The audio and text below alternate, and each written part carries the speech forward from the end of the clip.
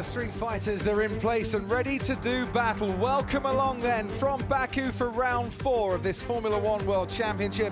In 2018, it is the second Azerbaijan Grand Prix, and it looks peaceful and it looks still out there, but it really isn't. In this city and this country of a population of 9.9 million, there's a wind blowing in from the north today, and it could wreak havoc on this Azerbaijan Grand Prix, the second longest circuit on the calendar, where Red Bull come into the weekend just one podium short of 150 in their constructor history. Whoever wins out today is going to have to put in a significant effort to come out on top in very tricky, gusty conditions indeed. This is the circuit, 3.7 miles long. It winds its way in between the buildings and through the old part of the city. There are 2 DRS zones, speeds at round about 210 miles an hour by the time they break into turn 1, 20 corners in total, and the lap distance taken at full throttle for 51%.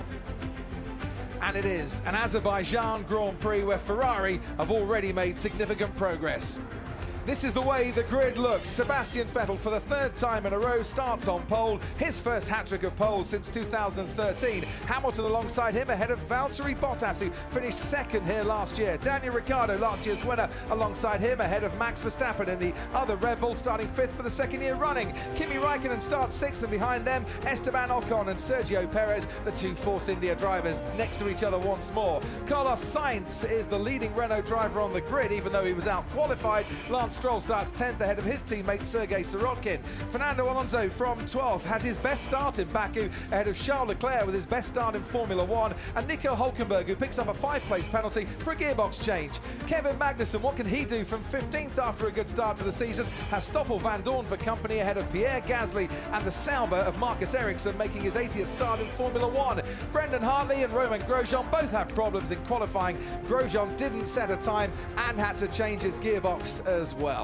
And it's lights out, and away we go. Vettel and Hamilton both get away well, and Kimi Raikkonen too, pressurising Daniel Ricciardo into turn 1 as Vettel leads Hamilton, leads Bottas. Ricciardo, Verstappen running wide, Raikkonen then just behind him, and he might have a look into turn 2. So far, all getting away cleanly, and there's Ricciardo just getting ahead of Verstappen, and there's damage. There could have been a front wing, one of the Force Indias. There's contact down into turn 2, Paul.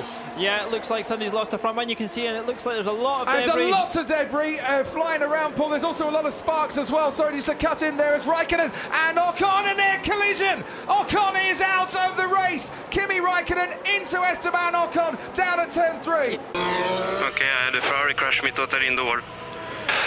Copy that. I just turned into the Force India. Fernando Alonso picking up a puncture there and running right down towards the rear of the field, as you can see. Unbelievable. You take care in corner 1, corner 2, and they crash into you. Stupid. And this is what happened then to Fernando Alonso. And Alonso now on the inside. And this is where, and this is the start from Sergei Sirotkin's perspective. Whoa, that was so nearly a big accident there. And there is that double puncture for Fernando Alonso. That is going to be some repair job if they can get Fernando Alonso back into this race. He should be able to get back out. Max Verstappen struggling, Ricciardo's passing him, Sergei Sirotkin's passing Lance Stroll as well into turn 1, and the 2 Red Bulls might have touched there as well. Verstappen aggressively defending against his teammate. There's no team orders down at Red Bull today. Was Verstappen a bit over-aggressive here? Oh, he was brave to go in there, wasn't he? I think he had to give Danny Rick a bit more space than that. Ricciardo. I think he's got it done this time, hasn't he? He's got to yield. He's got to yield, but he didn't yield that much, and he's now going to come back at Ricciardo again. He's going to try down the inside. Max Verstappen, Ricciardo has to give him space, or not from the first time this afternoon. The 2 Red Bulls would have come together. They've hit each other once. They could have hit each other 3 times, quite frankly. Verstappen is in no mood whatsoever to yield to his teammate or to accept that his teammate has got past him. It's great racing, but if you're Christian Horner, you are not enjoying this for 1 second. And what is happening with Verstappen and Ricciardo? Is Ricciardo getting quicker? He is getting quicker. He's closing up on Verstappen. He's alongside Verstappen. Is he going to make the move stick this time around? He locks up, but he does make the corner. That's a super move once more from Daniel Ricciardo there. And this time he's got it done early enough so that Verstappen can't fight him back going into turn 2.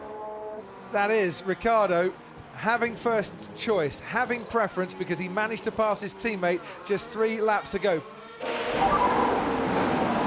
Right, mate, you're going to have to do him again. Let's game. Come on.